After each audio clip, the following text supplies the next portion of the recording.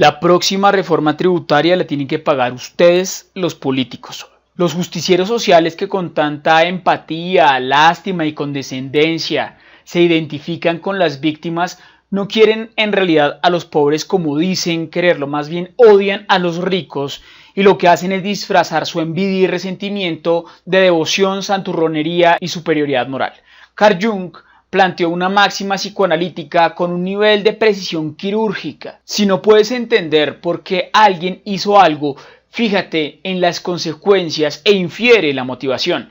Si la supuesta reforma tributaria busca la justicia social y lo que genera es que se quiebren 486,000 negocios pequeños del transporte y el almacenamiento, que los micronegocios no encuentren cómo financiarse porque van a castigar los ahorros personales, además de quebrar a 250,000 tenderos, si a esto se le suma hacer más cara la comida de todos en productos de la canasta familiar como leche, queso, pollo, pan, frijoles, aceite, sal, productos de aseo y limpieza como consecuencia del impuesto a las bolsas y empaques de plástico de un solo uso, además de inviabilizar la compra de vivienda de los más pobres, hacer que empresas quiebren por pagar casi el 90% de lo que producen en impuestos para financiar el salario de políticos y burócratas. Cuando se van a generar todos estos efectos, si alguien asegura que actúan por los principios más elevados, por el bien de los demás, no hay ningún motivo para suponer que dichas motivaciones sean genuinas.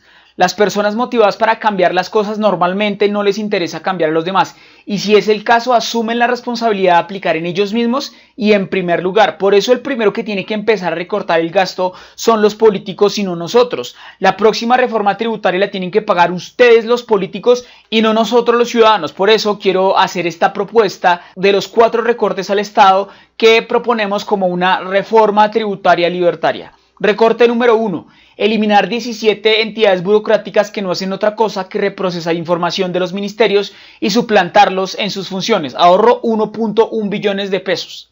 Aquí hay cosas verdaderamente chistosas. Por ejemplo, la tragedia del río Páez ocurrió en 1994 y la corporación creada para atenderla aún existe 22 años después, con un presupuesto superior a 21,000 millones de pesos. Existen un par de entidades como la Contaduría y la Auditoría General de la Nación que no hacen otra cosa que producir informes que nadie le importa, con un costo anual de 55,000 millones de pesos. La Defensoría del Pueblo es también una reprocesadora de información que solo produce mediocres documentos que le sirven para crear pequeños y frecuentes escándalos mediáticos para recordarle a la sociedad su existencia, que de otra forma sería ignorada por completo. La supresión de la Defensoría arroja un ahorro de 453,000 millones de pesos. Otro de los engendros burocráticos es la Agencia Presidencial de la Cooperación Internacional, creada hace bastante tiempo. Nadie sabe bien qué es lo que hace, aparte de incomodar a dependencias similares que existen en otros ministerios. Si se pudo prescindir de ella durante 200 años de la vida republicana, probablemente no hará mucha falta en los próximos 200. Tiene un costo de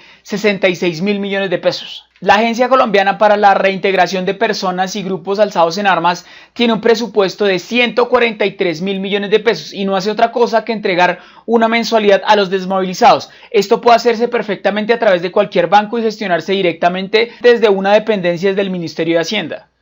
La Agencia Nacional Inmobiliaria Virgilio Barco, si tal cosa existe, tiene un presupuesto de 17,000 millones de pesos y al parecer debe hacer proyectos de renovación urbanística de las instalaciones gubernamentales, nada que no pueda hacerse desde las entidades titulares de dichas instalaciones. También está la Agencia Nacional de Contratación Pública Colombia Compra Eficiente. Esta agencia también fue creada durante el primer gobierno de Santos y hace parte de esa burocracia paralela que se montó para modernizar y hacer más eficiente el Estado. Es pura nómina, cerca de 20,000 millones de pesos para crear una tienda virtual en la que se presenta el catálogo de las grandes superficies para la compra de papelería y suministros de cafetería de los ministerios.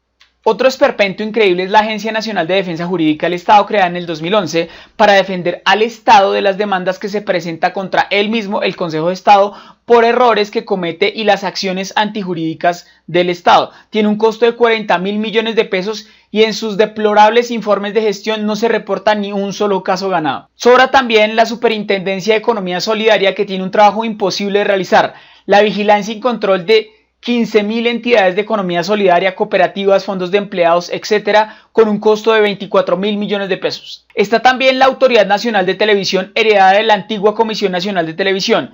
legataria de parte de sus funciones y de todos sus vicios burocráticos. No hay nada que esta entidad no pueda delegar a alguna de las dependencias del Ministerio de Tecnologías de la Información y las Comunicación. Puede suprimirse de inmediato sin que nadie note su ausencia. Su presupuesto es de 283.000 millones de pesos. Hay una cosa llamada la Unidad Administrativa Especial del Servicio Público de Empleo. Aparte del empleo de sus propios funcionarios, es nula su contribución a la generación de empleo. Se gasta la bicoca de 34.000 millones de pesos al año.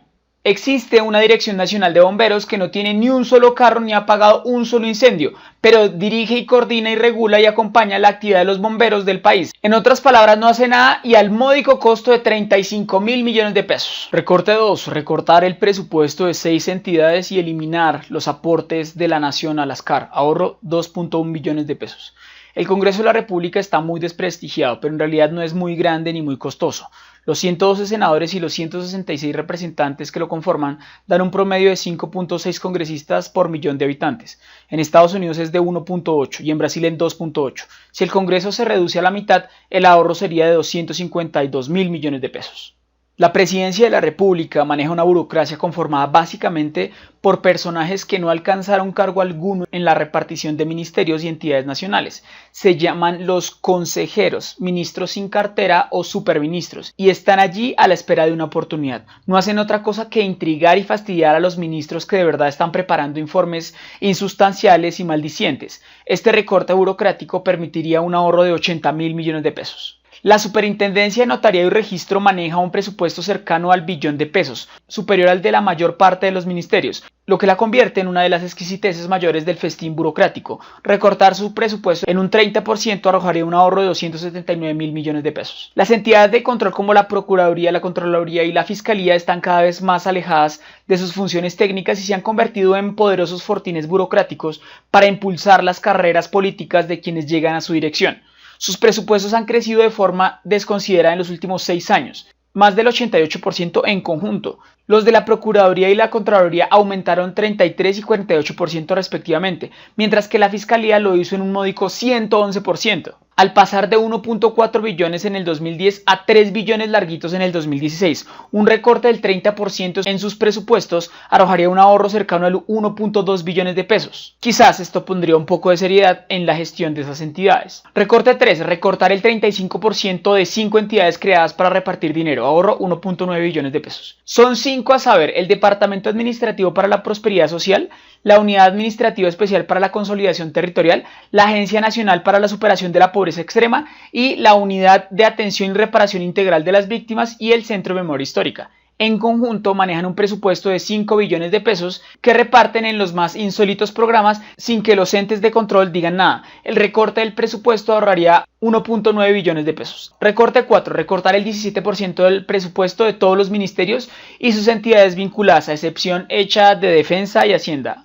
Ahorro 14.9 billones de pesos. Este recorte, que saldría de los gastos de funcionamiento y los gastos de inversión que maquillan gastos de funcionamiento, arrojaría un ahorro de 14 billones de pesos. Esta propuesta es del maestro Luis Guillermo Vélez, economista de la Universidad de Antioquia y también libertario, y está basada en el presupuesto del 2016. Es decir, que pueden ser más de 20 billones de pesos el que nos podemos ahorrar implementando estas propuestas. Recuerden que los políticos son seguidores de opinión. Si hay mucha gente diciendo que lo que hay que hacer es recortar el gasto en lugar de poner más impuestos, claramente los políticos escucharán. Con esta propuesta esperaríamos obtener una reforma tributaria que sí nos beneficie a los colombianos, sin más impuesto y con menos Estado. Y recuerden, el futuro es libertario.